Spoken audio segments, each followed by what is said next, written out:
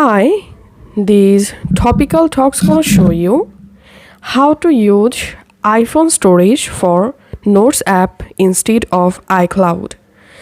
So as you can see right now, I'm on my Notes app, and by default, whenever you create a new note on your Notes app, the note will be saved in your iCloud account.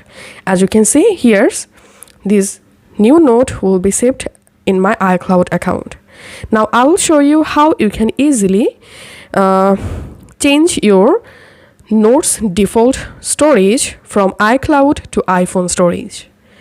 First of all, go to your iPhone settings app, and here scroll down until you see Notes.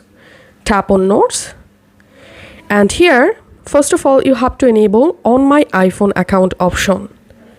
Once you successfully turn on my iPhone account, now tap on default account, and here you have to select on my iPhone.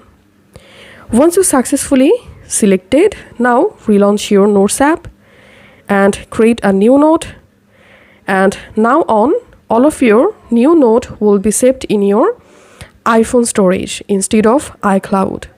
Now tap on folders, and here you will see on my iPhone folder has been successfully created. So this is how we can do it.